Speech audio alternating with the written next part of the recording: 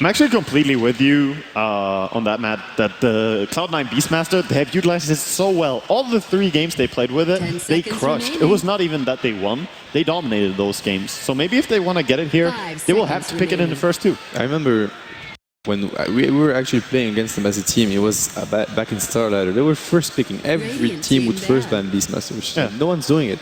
And the hero has not changed. You know, the meta changed a bit, but the hero is the same.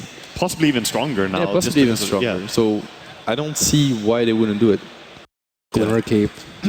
Yeah, I mean, dude, Necrobook, man. Necrobook. Like, he doesn't care. I just hope they just go for what they're good at. But I mean, it's a tough decision to make because now or never. You might also leave with the regret that you stick to something that was not working. I think they're just drafting the way they are because they're like, okay, we're not going to get the Gyro in the second phase, we're not going to get the Wisp in the second phase, but we might get the Beastmaster there. But teams are figuring out that we can play against Wisp. We know sort of what works, but Beastmaster, they really don't want to play against that. So every team that plays against C9 here seems to just ban it in the second phase. But I'm curious to see, this drafting phase is going to tell a lot going into a second game.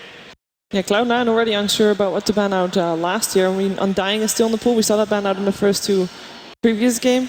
And it turns out to be Lina, Super's Lina, even though at the start of the game previously, might not have had a big of an impact as it had, well, as I thought it would have. Yeah, it still played a very key role though. It's just that confidence, having Aghanim's on Lina, being able to burst even BKB heroes, it's very relaxing for you in a team. BM and Wisp. That's what I would like to see from Cloud9. And I know the Wisp has not won a single game yet, but I mean, it could still work really well for them. They also stick to the Wisp Gyro for the biggest part, and maybe that was the real issue. 5 seconds remaining. I still think that the Wisp can work, but it's as you say, you need to have the vision on the enemy team so that you can get the pickoffs and control the map. And they're going to do something a bit different. They will go for Undying. Well, it is aggressive though. It's going to take the fight to the enemy. We've seen them run a lot of Pugna with Undying, and they also first picked the 2 of them, especially since bo3 started drafting for them. Yeah. Being able to decryptify the Tombstone is a huge thing that has not been utilized that much in different tournaments. And it's a rather recent change as well, so there hasn't been many chances to use it. But it's super strong. No, it really is, and fighting into Undying is already 5 seconds remaining. Very, very hard, obviously, and fighting into Undying plus the Pugna ward, it's just a nightmare. You don't want to deal with that. I've played with Fada a lot in FPL, which for those who don't know is a very high skill in-house league, where he would draft something like Undying Pugna, which they are running a lot here, and Razor, and it's just a disgusting lineup that you have a hard time going into. Yeah, it's extremely hard to deal with. And they went for the SF again. Shadow Fiend indeed. SF on Dire for the second time. The Lina ban's pretty scary, I think, by Cloud9, because now they don't have a solution for the Gyrocopter. I think a lot of times we see Gyrocopter lose, he just gets Lagooned and then just dies. And without that, and with Queen of Pain being kind of ignored in this first phase, they don't really have a good solution to Gyro. The Undying is a different approach though by Cloud9, which I think is good. Yeah. Wisp has not been working out so well. No, not so well. In the second phase, do you reckon they will ban the Rubik now, C9? They pretty much have to. I hope they do. And on the other side, I hope they don't, because I really love seeing FY on that, but at the same time, it was so scary. You do not want to face that again, I think. What scares me a bit about Cloud9, you watch them draft, and it's pretty much the 5 of them that are giving ideas and talking. It can be really good, but it can do a lot of damages sometimes to a team, because then you can't really think the lineup you drafted is not really thought through. You don't really have a plan B. You're just discussing heroes, bans. Too many people contributing to the draft can be very detrimental, because you steer away from your original plan, and it's better to have one idea then. But that's also a very common thing. When a team is losing, more people try to help with the draft, so to say, by saying something. It's very natural. I'm sure you have experienced that as well, being a drafter. Yeah, it happens a lot. It's very natural. It's then the role of the captain to make sure he deals with it correctly and get a more disciplined way to draft. So it's going to be up to bo3. But having ideas, obviously, from everyone is always great. It's just about not mixing it up too much and making sure the synergy is still there.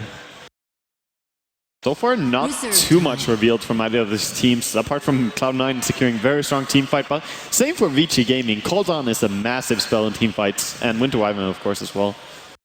So, no big tells. We see Ice, Ice, Ice. I would love to see his Timbersaw again. Oh yeah. I mean, that's an icon hero for Ice, Ice, Ice. Yeah, he's absolutely insane with that hero. Like, he creates so much space. He forces you to run after him. He's really, really good with that hero. We haven't seen him run it so much, at least not in the main event at all, actually. In main event, not at all. He played it once during the group stage, I think, against Forev's Huskar, rather. Sorry. Yeah, he did great that game. Yeah. Oh, Anti-Mage gonna be banned out, so no Eternal Divines Anti-Mage. How aggressive do you think Cloud9 is going to be with that Undying? Because I don't see it as a typical Cloud9 pick, and I like that they changed things up slightly, but how aggressive do you think they'll be in the early stages of the game? I mean, previous game, we saw 20 kills in 10 minutes. Cloud9 is one of those teams, I don't feel like they use Undying like the other teams. They are quite aggressive, but they just create space with it. You know, they act like they want to fight, and some teams, they just go literally YOLO with it. Like, they just go at 5, they dive towers. The way Cloud9, you often see Cloud9 pick Undying, for example, with Anti-Mage or with Phantom Lancer. You know, they just create space for the others to farm because you need a lot of resources in order to shut down Undying's aggression. It's a scare pick, basically, to keep the enemy away so you can farm up and get all that, as you say, space for your safe laner. But it could also be taken to the aggression, but it's scary to do so. Against the Gyrocopter, he still brings so much damage, and he's a very good hero at killing the Tombstone. So, yeah, there we go. Rubik respect ban by C9. FY, you did it. Both teams have ignored Queen the whole ban pick phase. Yeah, there are a lot of dual lanes Last available game as well, for Cloud9. Dual off lane could be Undying Queen, could be... there you go. Yeah, there you go. It could also be... they could have a Queen safe lane. You know, they used to play this Undying Phoenix off lane, which was very, very strong at a point, and it would be Big Daddy No-Tail play the Phoenix on the support role, and he's a very good Phoenix player. Yeah, that's true. They used to run that. And a lot of people also ran the Queen of Pain Undying lane, which is one of the most terrifying dual lanes you can imagine. Oh, yeah. But I like the idea. The Phoenix would be strong, possibly even stronger if you go up against the Gyrocopter on the bottom lane. It's like you have to fight a Tombstone, an Egg, an SF that's BKB, and that's gonna get out of here. Just, you know, abandon the fight. Most teams against Winter Wyvern, they auto-ban the Darkseer too, which is... I mean, they have to spend one ban on the Brood, one ban on the Rubik just because they got destroyed by it last game, but at the same time, Cloud9 really has like no good way to like take fights and like no clockwork to keep them in place, and with a Tombstone, you always want something that forces your opponents to fight. Spirit Breaker, you know. I wouldn't mind seeing an Earthshaker from them as well. Misery Earthshaker, make sure that they got locked down because they don't really have that at the moment either. Yeah, they have no disables whatsoever. They need to be careful with that, especially because Vici will have the last pick of that phase. So C9. if they Storm they is could, still in the game. exactly, they could last pick a Storm if they go for if Cloud9 goes for support such as a Dazzle or whatever. C9 disable. Yeah, did have one of those games against MVP in the group stages where neither of the teams had any disables apart from the Tusker Snowball. Yeah. So seeing them have no stunts now makes me a little bit worried that they will not pick one up, but I'm sure they're going to be prepared for it. Else, I'm sure Vici are going to be having one hell of a time. Yeah, it could be a bit scary already. The Darkseer is going to be very hard to control in the laning phase. Any hero to get Surge, basically. 5 seconds remaining. Yeah, Darkseer Winter Wyvern is so terrifying. Like, the team fight from C9, from the first two picks, I say it was like really strong. But Gyrocopter, Winter Wyvern, Darkseer, you don't want to go into that at any stage of the game. As soon as they have their ultimates up, that is really, really strong. Oh, there we go. The Pugnac. And I want to give a shout out to Fluff and Stuff, an American player that's not attending TI this year, and that actually was tweeting that Cloud9 will go to the Pugna in the last game. I wasn't sure about it, but it looks like it. So nice prediction there. It's a hero they've been running quite successfully. Misery can play it on support, position 4. They can play it on Fada, but it hasn't been the best hero for Fada mid. And they also play it on Bone 7 in the offlane. So right now it's really hard to predict Cloud9's lane. Fairly unusual pick, but low pick so far at TI5. Only the 9th time it's been picked. The Pugna? Yeah. That's majorly C9's picks. Yeah, exactly, and pretty much all of this. I've seen them plenty of times in the group stage run this, so they are not strangers to this. It's just the others have not really caught on to the C9 meta. I think for now with Cloud9's draft, if they don't have a significant advantage at like minute 15 or so, they're going to have a really tough time defending against VG Gaming, because VG Gaming's lineup looks really scary in terms of teamfight if they get their core items going. Also, they would love to have the anti-mage in this game if it was ever available to them, so very nice by Vici that they banned that out. It would have been so strong against Vici's lineup. And Cloud9 just looks like they want to force down towers really early with the early mech on Shadow Fiend and just push. Again, they have no catch. So if they played a split push game versus Vici, they're going to lose out because Vici can be far more aggressive. Like even Darkseer can just surge or TP away and feel completely safe. So how about still a Beastmaster for 5 Cloud9? seconds I think remaining. the Beastmaster could maybe work, but Fada loves to play Shadow Fiend. I honestly think they're going to go for Eternal Envy on Razor, and that's going to be their lineup. But Beastmaster could also work. I would love to see it again by them, but I'm just not sure that this is the lineup. He works better when you have plenty of 10 stunts seconds and really good ganking heroes. And So here, I kind of like him. Who plays the Pugna? Because Misery and Note have both played. Yeah, they also played it on bo3, so Yeah, they have. anyone really. Yeah. It depends In on fact, the yeah, bo3 twice at TI5 so far. Note once, and Misery once. So 4 of the 9 picks. Okay. There we go, no lockdown, but That is really strange. That's such a strange lineup, and it's such a bad lineup in a way because you don't have any way of catching people. It's And no terrifying. stuns. No stuns. If Vici Gaming fights into you, then that lineup is great. But if they dodge fights, if you have to catch them, you know, it's going to be a nightmare. You're just going to be running after them. Dude, I'm traumatized from the amount of TP outs that I saw with Toby exactly. at the last game that they picked no stuns. I'm sure Toby is somewhere out there watching this and he's just shaking his head as well. So You know, you started this game and you're a Vici Gaming player just by 3 TPs. You're like, I can do whatever. oh shit! Okay. Oh wow! Holy Yeah. Moses. these last picks, I'm not surprised that none of us called. well, Sniper's been used as a counter for the structures that you need to kill, the Tombstone as well as the Ward. So it's actually not bad here. This is insane. Like, those are Okay, show us the game. Indeed. Let's get to the game. Thank you very much, ladies and gentlemen, on the panel. Let's head back to our commentary team for game number 2. An insane game number 1, and we're back here with game number 2 between Vici Gaming and Cloud9, and we have to have one of the most interesting drafts I have seen. For sure, one of the most interesting drafts in this main event. Bloodseeker last pick for Cloud9, and a Sniper pick for Super. He's an acclaimed Sniper player. Blitz, what do you think about this? Round out these lineups. I kind of like the Sniper because you need something to deal with the 5 Undying at some seconds point. remaining. You can attack the Nether Ward from quite some distance. Your laning phase against the Shadow Fiend is pretty strong if you play it correctly, but it is a little bit troublesome because, I mean, the Queen of Pain and the Bloodseeker close distance on you so quickly, but Prepare I mean, if this for is a pocket strat battle. from both teams, Vici Gaming, they know they're one game away from eliminating Cloud9, and Cloud9 back to their wall, decide to go for that Undying Pugna that Fluff and Stuff was talking about. And You know, I was looking at it, and I really agreed with what the analyst was talking about in that Cloud9 have this really great draft if you fight into them, but VG Gaming may just try and go for split push. So I was thinking about what sort of mids were left, and I thought, okay, maybe, you know, I didn't see Templar Assassin ban. I was like, maybe, you know, go for a Templar Assassin. I'm not sure how well that laning phase would work out if you were facing the Queen of Pain, but most likely you're facing the SF. Heavy amount of split push with Desolator. It seemed like the right idea, but the Sniper, similar vein of thought in that you can do a little bit of split pushing, and as they said, incredibly good, particularly in dealing with the Pugna Ward, being able to eliminate that with your high amount of range. The question is Sniper still in the meta? I think there's a reason why it's not. It's still hard to protect, and it's such a risky strategy, but Vici Gaming clearly have an idea around it. They've got the Earthshaker, you've got the Cold Embrace from the Winter Wyvern as well that can back him up. That's probably what you're relying on, but his laning phase is going to determine a lot. Like, he actually has to do incredibly well against Fada to be able to live throughout this game, but we're just going to see is The battle Cloud9 versus Vici begins. Gaming, potentially the last game of the day. I'm really hoping for a third one. All right, so starting things off here, the battleground going to go the way of, let's see, Fada's got his, and Super will actually be able to snag at the top one there. We had just a small little skirmish there inside of the Radiant jungle, but Vici Gaming very clearly did not want to be fighting into an Undying. Fenrir, as our Earthshaker, is actually going to be sitting a little bit on this middle lane, really to be expected.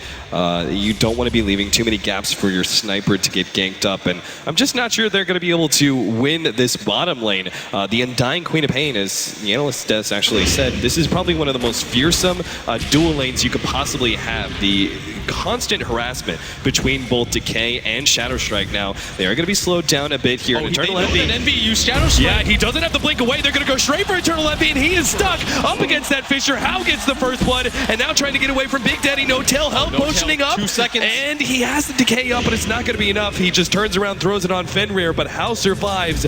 And that dual lane, as I'm hyping it up as being so terribly aggressive and very tough to deal with, Vici Gaming still find the opening at level 1 against the Shadow Strike first Queen of Pain. And once again, Ice is given a pretty advantageous lane. He's the Darkseer against the Bloodseeker one-on-one. But bo3, he's just going to right-click him out, and this is the strength of the Bloodseeker. He doesn't really care about the level 1, level 2 Ion Shell, because he can just stand his ground fight.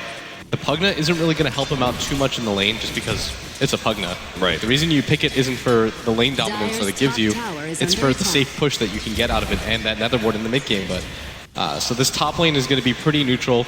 It's this bottom lane and this mid lane that I'm worried about right now, because Super is doing a really good job of denying out Fada.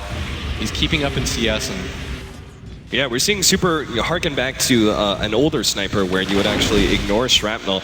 Super would tend to go for this exact build where he would really try and abuse his early range to harass out and out CS the enemy mid. Now we saw How actually drop very low, those constant decays. He had 340 max HP at one point in time due to Big Daddy's No Tails, just constant spam. All right, this top lane is going to get hard now because he's just going to keep putting double Ion Shell. He's actually decided to go for the boots, which tells me he might just go for a bottle instead, but he's really getting aggressive in this top lane as bo3 can't really zone him out. Actually just punching his way to freedom is bo3. He's just got to get every last hit here. Yeah, very critical you don't fall around that half HP, because then every single time you move forward up against the Ion Shell, it's critical that you get those last hits to start healing yourself up. Bloodseekers tend not to bring any regen in lane because they depend on Blood Rage, but this also can be a downside. If you drop too low in HP, then an enemy offlaner will just aggressively push you away from the creeps entirely, and you won't be able to have that opportunity for regeneration. Something a little bit troubling for me right now is that this Darkseer is doing such a good job at top. He's got 14 CS already, and Queen of Pain isn't really matching him. Really gave up first blood at the same time, so the laning phase is working out quite well for C9 as there's actually one stack for the Shadow Fiend to fall back upon, but that's not really going to make up for the CS difference right now as Super's finally got 2 levels of the Shrapnel now, and he wants to get aggressive. Do you think that should be Misery's full-time job at this point, just constantly stacking up? Because it seems clear he's not going to have that much of an effect against the offlane Darkseer. He might be going down the Fissure to fly. Yeah, Fenrir's holding on to it in the last second. Will throw it out now. Beautiful block, and Super easily going to be able to pick up that kill thanks to his buddy, the Earthshaker. Nice rotation into lane, and Vici Gaming now stretch that lead 2-0. We always talk about FY, but we don't talk about the other half of the support duo. FY and Fenrir, one of the most revered combos. You're seeing right there why, because he doesn't really need FY to execute those ganks. The perfect timing on the Fissure, blocks out Fada so he has nowhere to go and just helps the sniper get even further ahead, and this is not what the Shadow Fiend needs. Super 22-10. I love the high number of denies he's got, particularly against an SF who is so dependent on getting CS in order to raise his damage through souls. Ice is actually looking for the stacks now, and he actually wants to be able to take this one away. Perhaps this is the big downside. Vici Gaming very smartly, even if Misery is going to be full-time stacking, he's not going to have the opportunity to clear through that. Now, Fada, of course, he's actually going to be dropping low enough for the snipe coming in. They get the kill. Oh, beautiful opportunity. And now, if they take away the stack as well, what does Fada have to fall back on? I mean, we always talk about, SFs, they always have a way back into the game, even if the lane is very hard for them. They always have those stacks. They're going to be able to get the kill on No Tail, picking that one up, but need a little bit more. Fenrir strikes him with the Enchant Totem, and now Eternal Envy will finish off the kill on the support. support. He needs to blink away. At the same time, we did have some action farther up. Oh no, they actually gonna be able to get the kill still on How. Undying picks it up there with the tombstone, and FY he has to run himself away. He still has the cold embrace to heal himself up, but Eternal Envy has the damage. He just needs 2 more right clicks. The one actually keeps FY alive, and he finally does go down. Eternal Envy gets him thanks to the Bloodseeker's vision. And that bottom lane is going to be the saving grace for them right now as Fada. Even his stack right there was kind of ruined. I don't think he anticipated that snipe coming in. It's been such a long time since anybody's played against a sniper that you probably just don't think about it. It's like, okay, a Darkseer's running at me. What is this actually going to lead to? I can just run away, but Super and Ice connect to get a kill on the solo mid hero. And Vici Gaming still firmly in control of this laning phase. Fenrir kind of positioned for a Fissure block potentially, but it's still the only block you're going to be able to get is against an Undying. Don't really want to be fighting into that, particularly since No Tail is constantly spamming out that decay. Always making sure he has those stacks. Fissure block, making sure Eternal Envy can't actually get to that rune unless he wants to blink for it.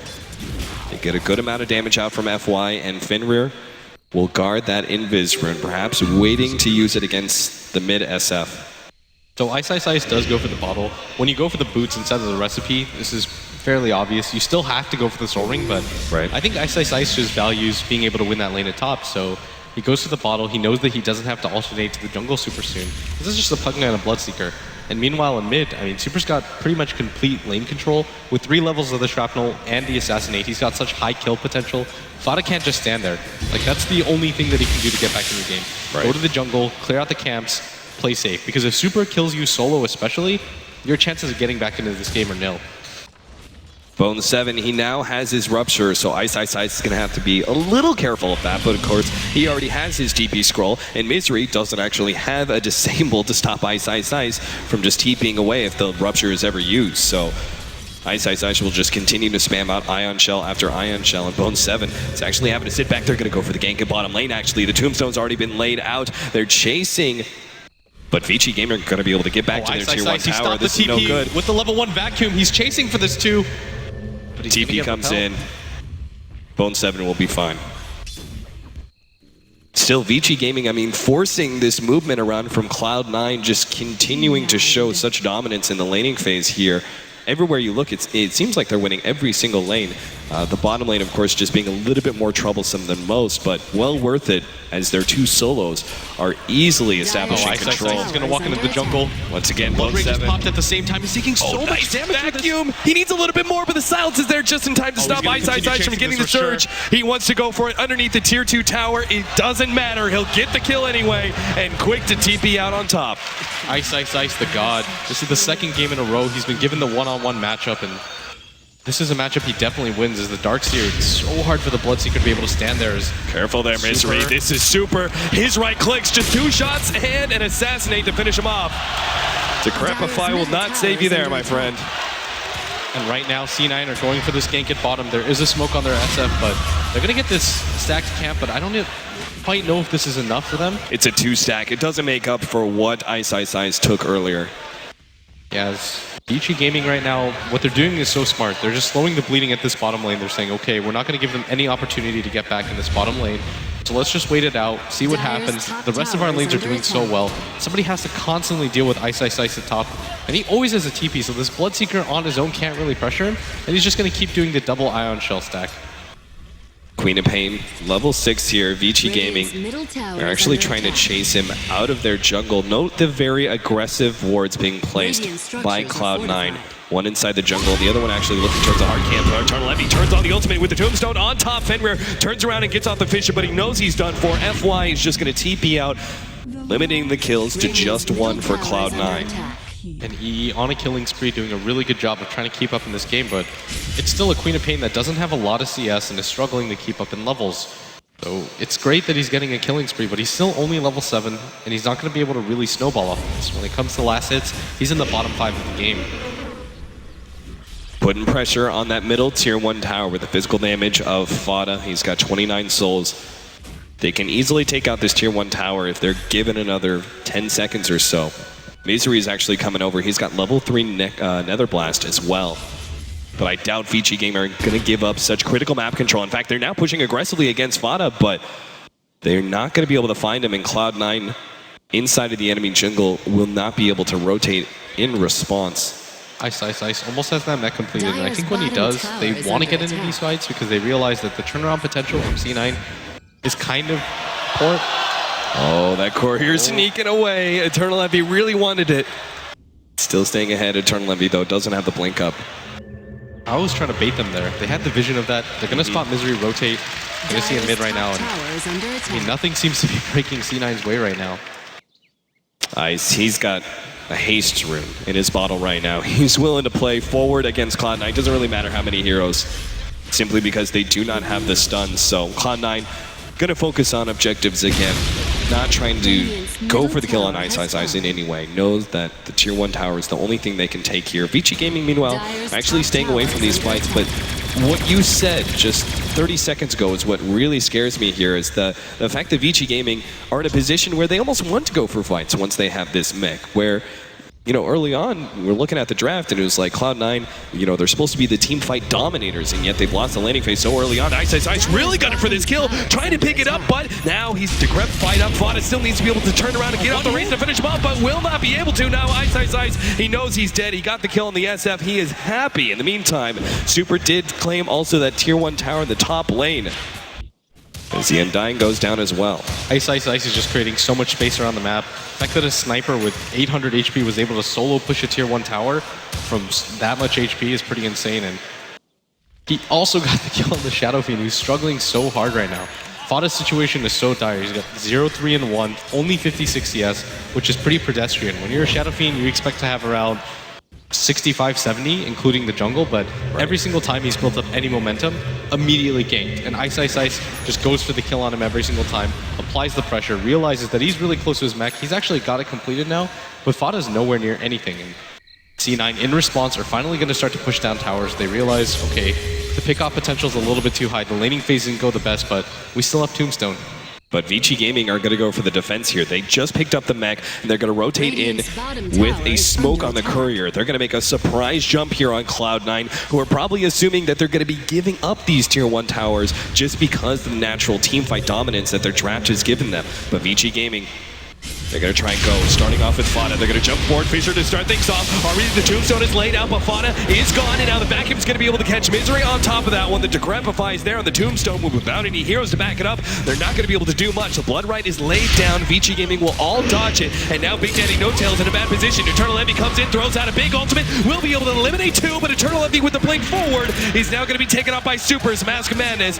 Well, it looks like bo3's going to fall as well with the Assassinate to finish him off. How dominating spree, Sniper as well. Vici Gaming establishing a huge lead here in this game too. That was such a beautiful trap that they set. The Earthshaker was in perfect position. They completely lock in the enemy team from C9, and they just were forced to fight, but it was such an inefficient position. They had both the Death Ward down and the Tombstone, but it made no difference because Vici Gaming were completely prepared for that fight. That's typically a move we see where, okay, they're in too good of a position, we'll give up the tower, but Vici Gaming weren't interested in that at all. Their superior positioning and the farm that they have right now, it's a little bit too much, as you're seeing the sniper pick pay off. He just sits in the background, waits for C9 to get over aggressive. You saw Envy blink forward, instantly turns it around.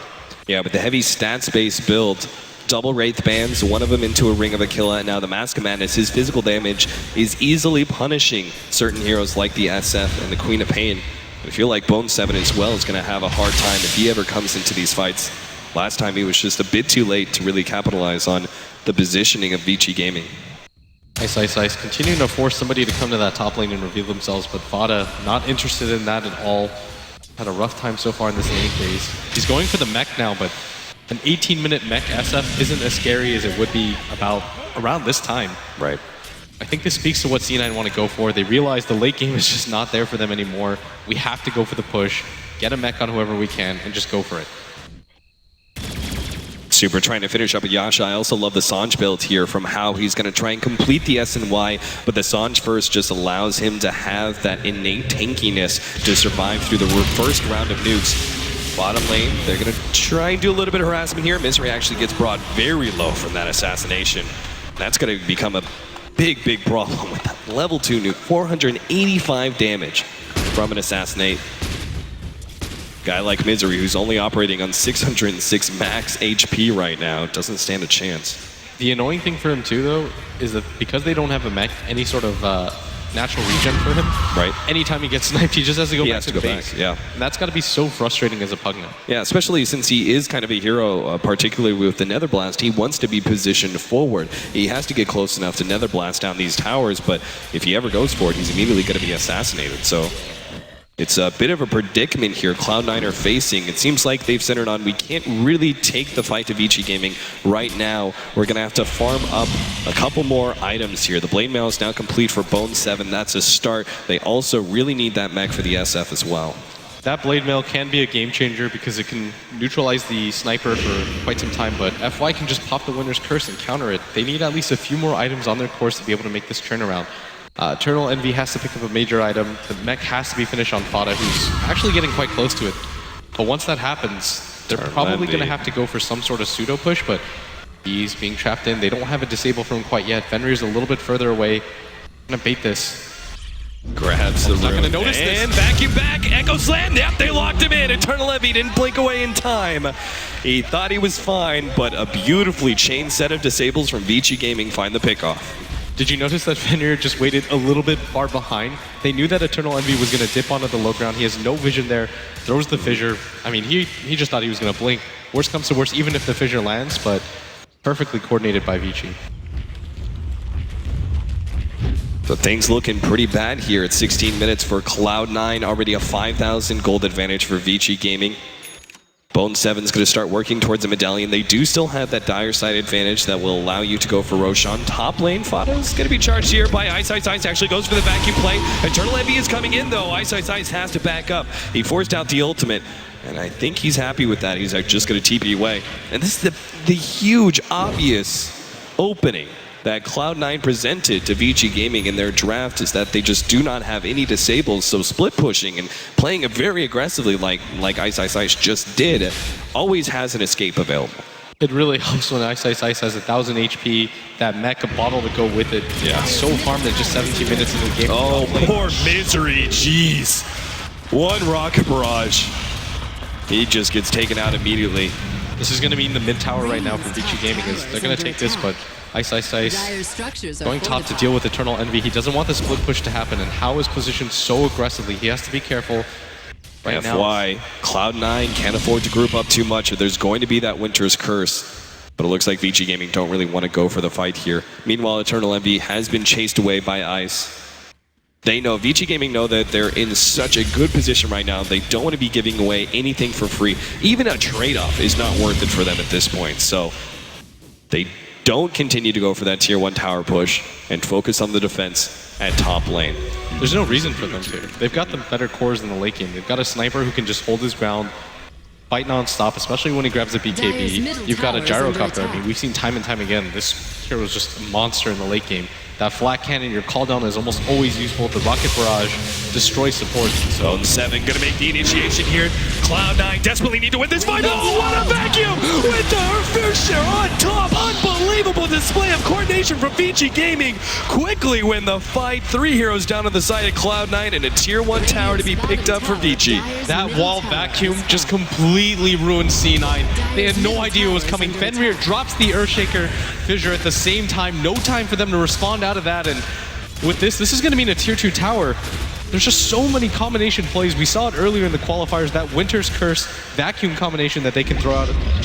C9 is just struggling to stay alive. Now they're just fishing for more. Ice trying to go for the vacuum uphill with Fenrir coordinating a potential fissure block, but they didn't find anybody and will just have to content themselves with the tier 2 tower before the 20-minute marker. Not bad for Vici Gaming.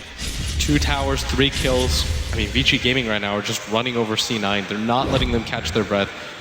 I think he wants to go for a BKB, but he's nowhere near it. And this Pugna pick is quite greedy, Austin. They actually have to accomplish a lot with him. They have to take towers, they have to get aggressive around the map. You have to utilize that Nether Ward, but before they can even get down lanes, Vici Gaming are already right there, ready to meet them. No time for C9 to prepare. Do you agree with his choice to go for the maxed out Nether Ward secondary instead of delaying it slightly with a level and life drain? Like, given the added utility of life drain, being able to heal up allies, I feel like it's more valuable than it used to be to getting that early level. I think it's okay, but it's more just the fact that he realizes they need another don't one. tell me.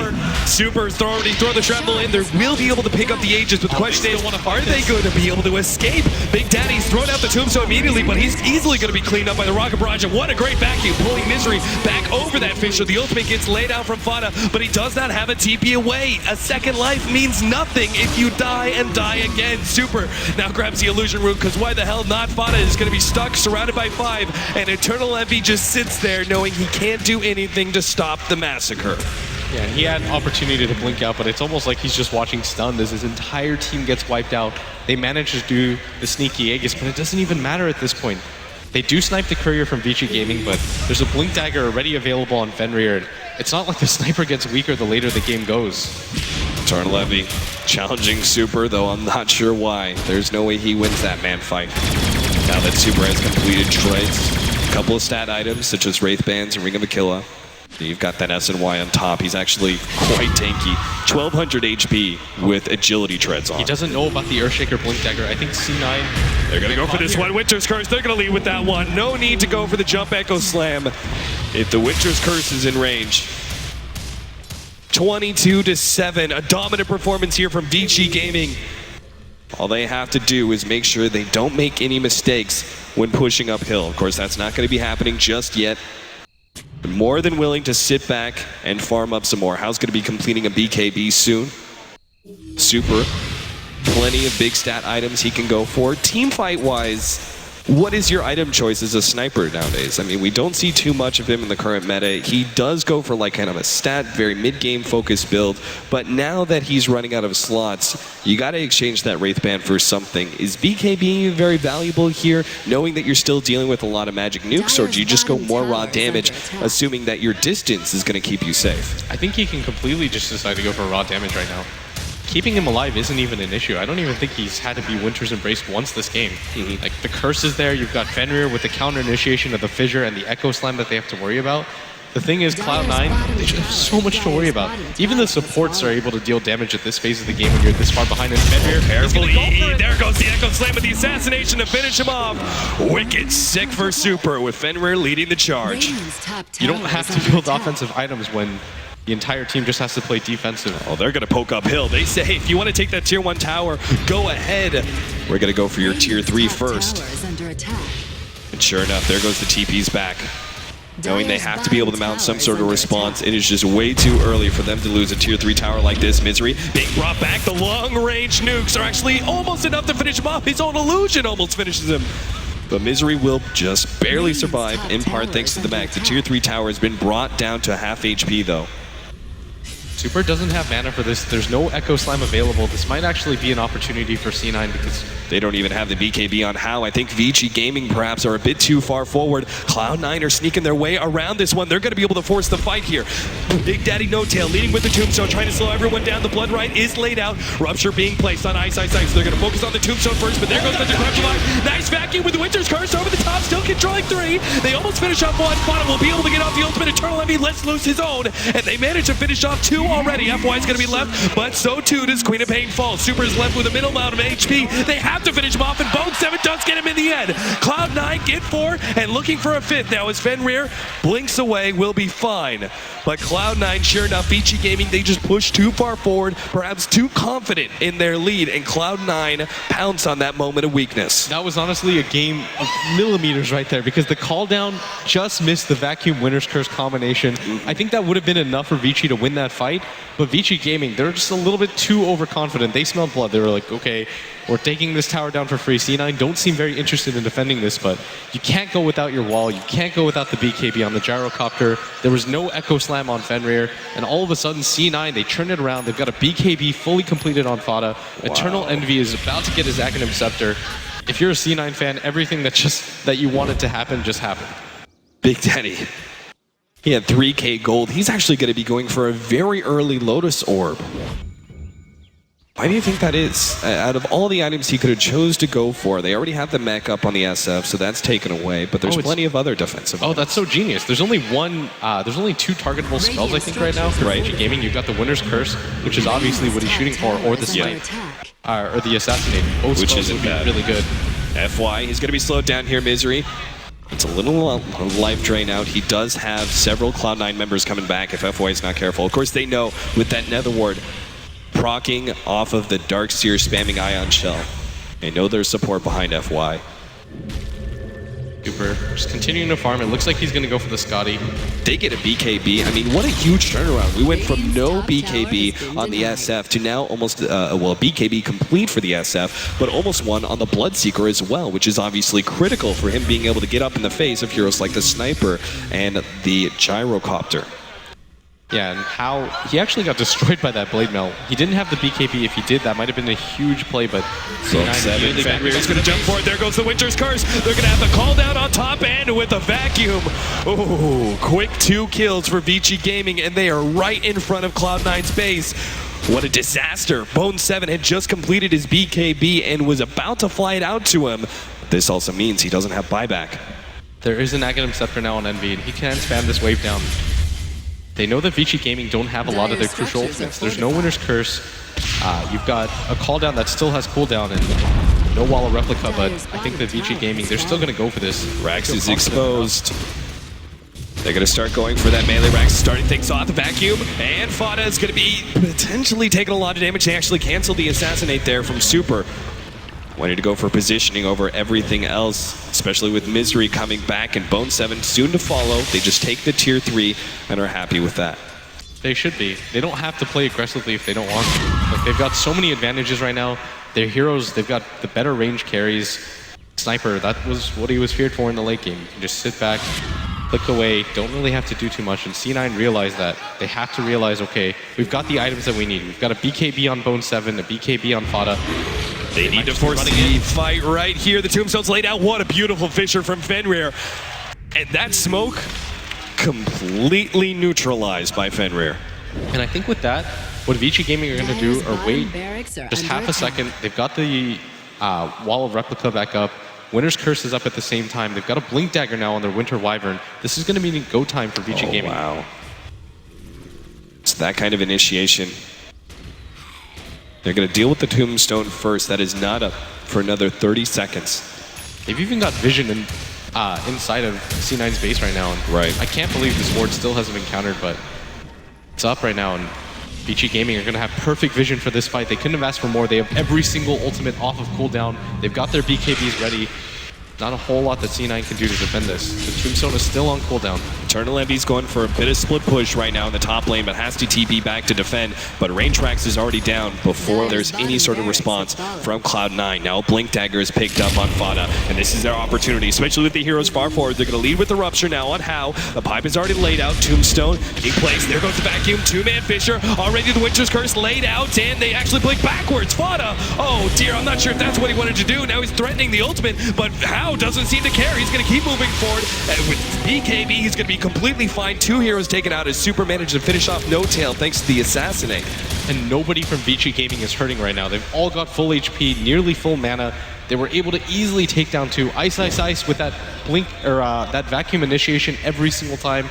He's got a pipe on him, and I think this is just go time for Vici. I felt like they were in a good position there almost with it. With Cloud9, the initiation came out from Vici Gaming, but Fada blinked backwards and popped his BKB rather than forwards. I thought he was going to be in a great position for his ultimate, but that just wasn't there. And now the melee Rax is going to be given up. Cloud9, oh, be careful! Eternal Envy, he goes down. bo3 now pops the blade bell, but it's too late. And now Fada, oh, everything's just falling apart for Cloud9. Fenrir gets threatened by the ultimate from Eternal Envy. How does pick up the double kill towards the end there, and it seems like Vici Gaming are all going to be able. That's it. Cloud9 call it GG. One set of Rax, but they know they are so far behind against Vici Gaming. They will give up their position here at the International. Vici Gaming will move forward. What a draft by them. It was just completely balanced. They always had the wombo combos ready. Usually in those types of lineups, you're like, okay, in an ideal situation, yeah, that looks amazing, but they pulled off the ideal situation every single time.